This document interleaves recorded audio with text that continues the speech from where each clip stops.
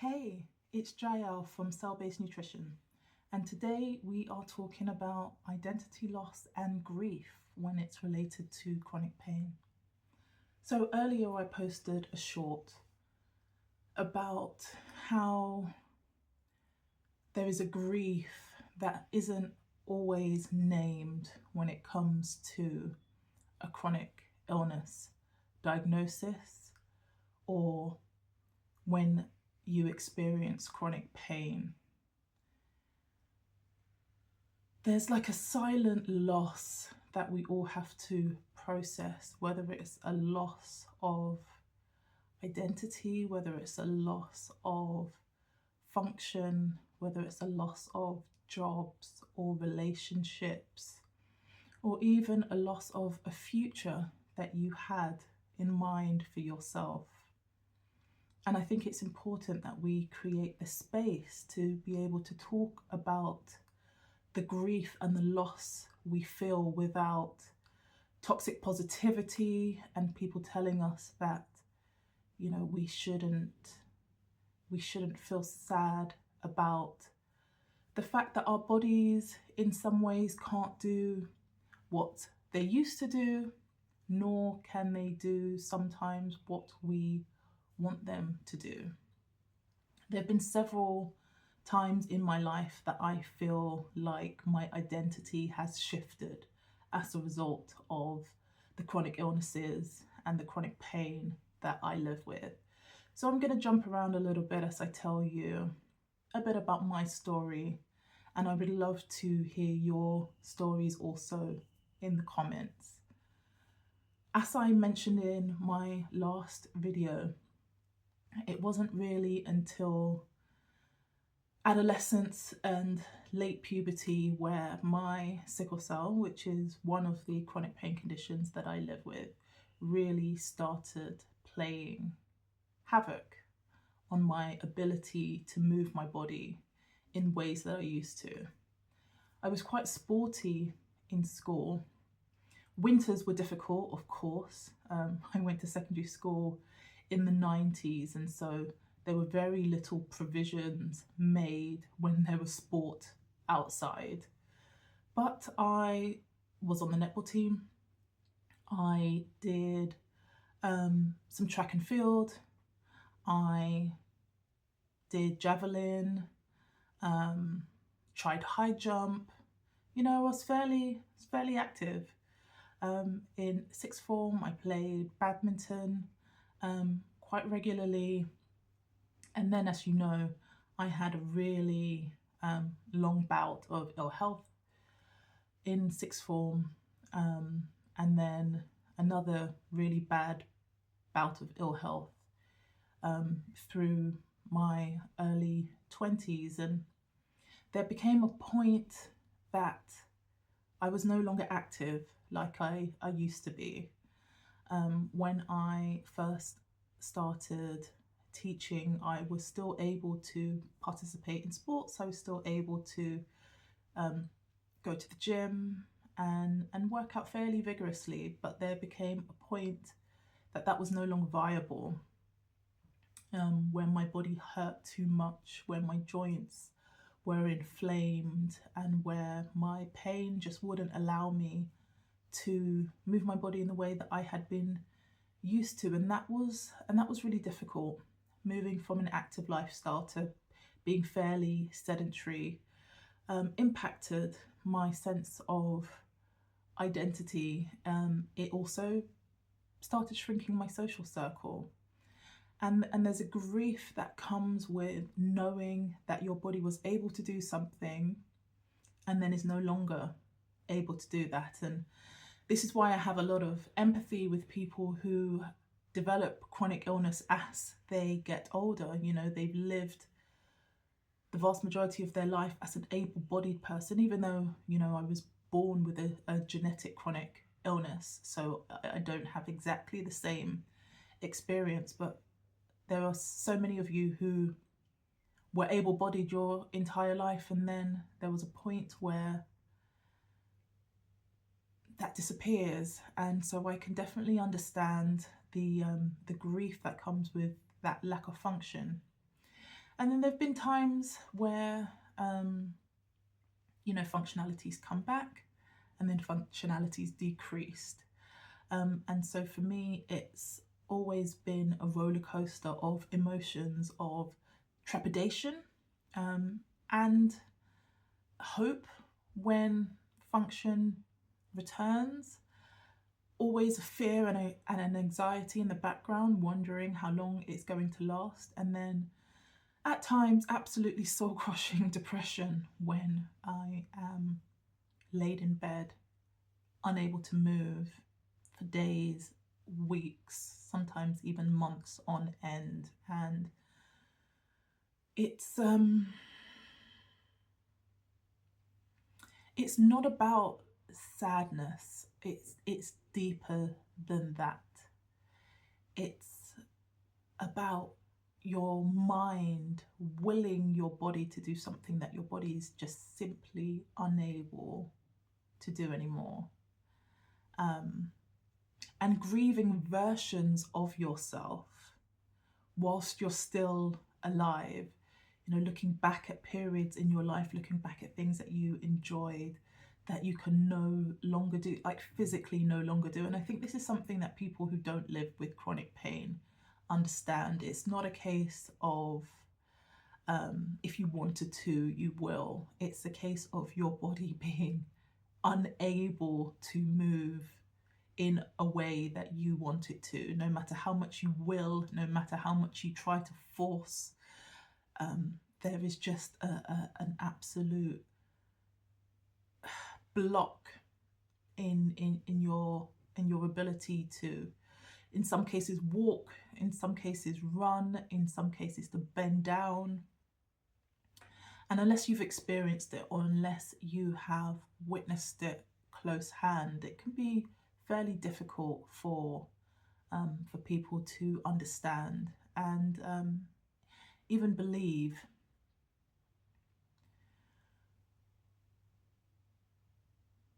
Grief is something that you have to unfortunately learn to adapt to. It's an inevitable part of living with chronic illness. We're used to grief in the capacity of losing someone. We're used to grief in the capacity of a big life event, a tragedy. But we're not so comfortable talking about grief when it comes to ill health and disability. And I think it's really important for us to make space to talk about the very real feelings of anger and frustration, profound sadness, depression even, of the life that you used to live, and also grieving even a future life. If you have a chronic illness that is degenerative, where the prognosis is that this is going to get worse, that as you age, the condition is going to progress to a point where more functionality is lost. All the hopes and dreams, even the silent ones that you've never spoken out loud before about your life, having to grieve a version of yourself that hasn't even happened yet. That's a very real thing.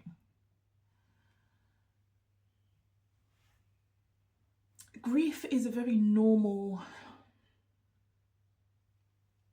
response. It's a very normal nervous system response to losing agency and losing independence. It's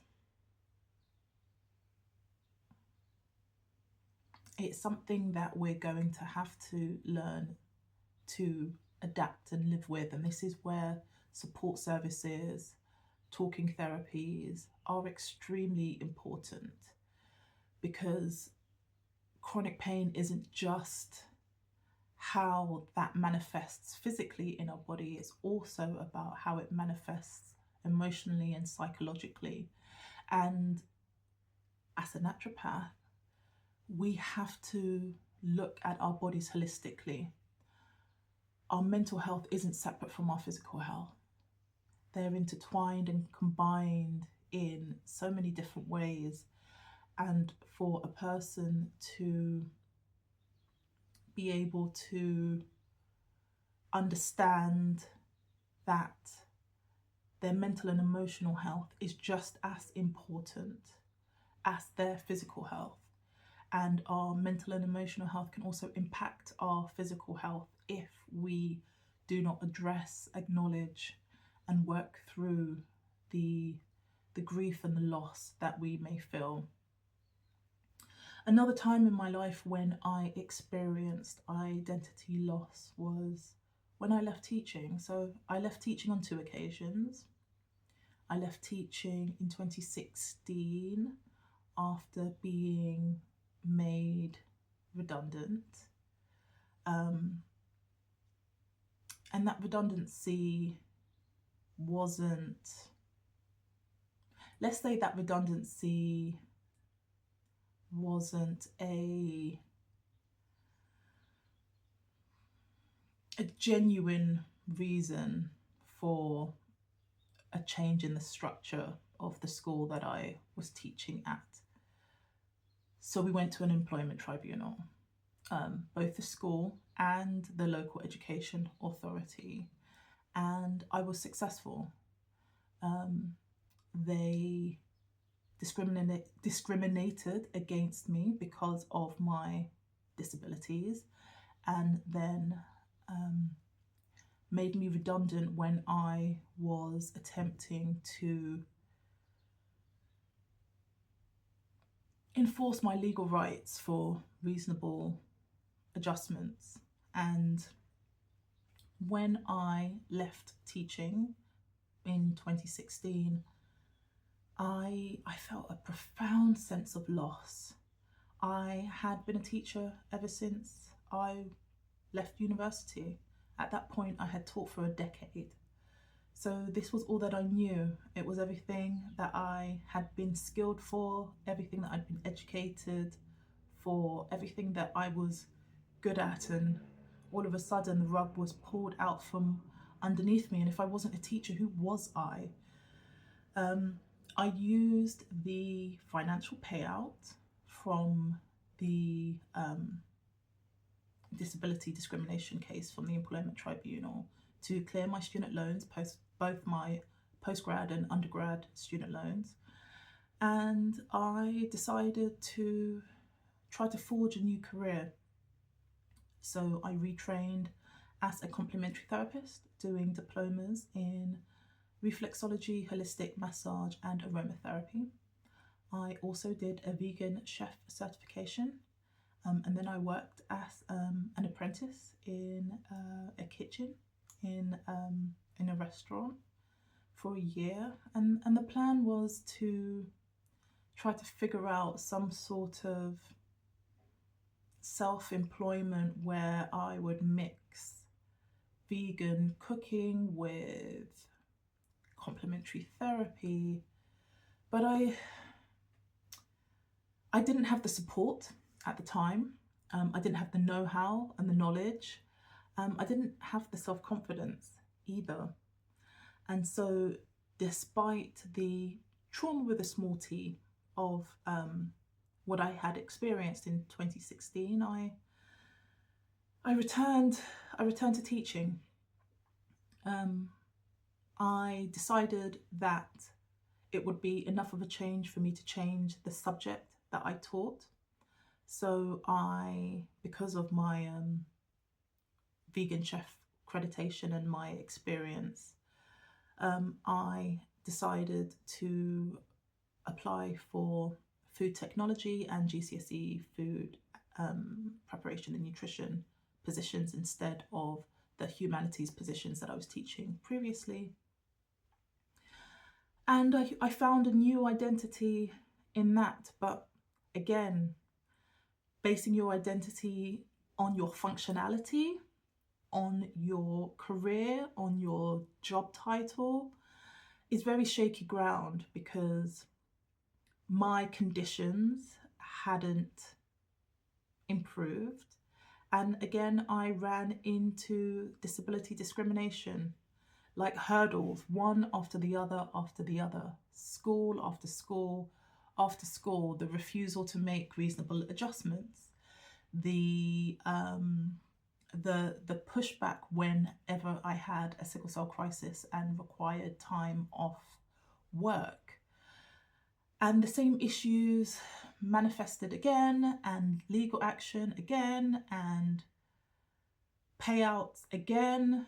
And I left teaching for good again in December 2021.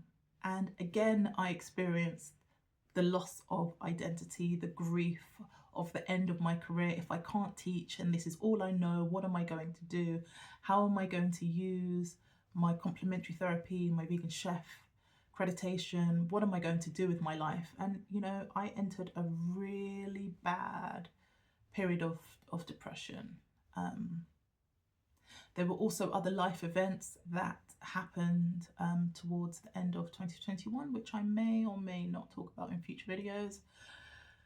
But 2022 was an awful year for me, physically and emotionally and psychologically. And what I learned when I started going to talking therapy was understanding that my identity needed to be rooted in something a lot deeper than what I did for a living. It needed to be rooted in me, in my character, in my morals, in my passions. It had to be rooted in myself. And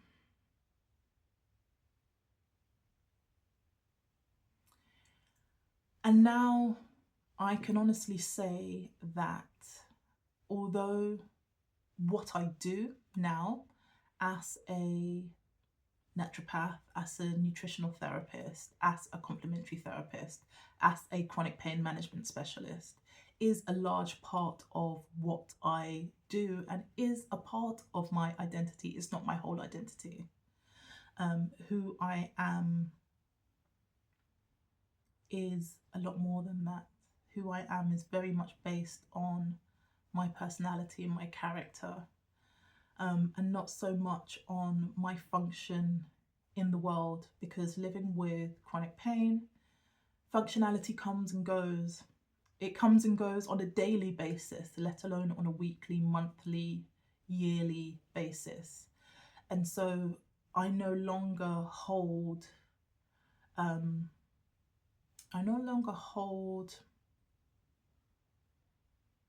or I no longer put weight on what I am able to do for others as a part of my identity. I tend to look at myself more holistically now and see what I do as a part of who I am, but not entirely who I am.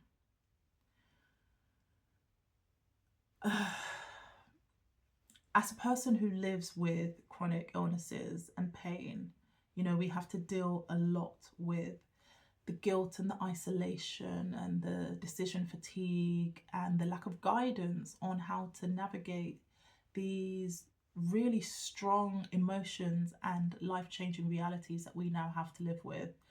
And this is why people who live with chronic pain and chronic illness need community and not just advice, not just information. So I will be opening a small group this spring. It's my pain and fatigue liberation method. It will be a group cohort where I teach you through a naturopathic, complementary therapy, alternative therapy lens, how to manage pain, how to manage fatigue using evidence-based, science-backed approaches. And I'm really looking forward to working with those of you who want to work with me. So I'm Jael from Cell Based Nutrition. It's been lovely talking to you. Please remember to like, comment and subscribe. Got to say that now that I'm a YouTuber. And I want you to remember that your body is not broken. Your cells are just undernourished. And I'll see you in the next video.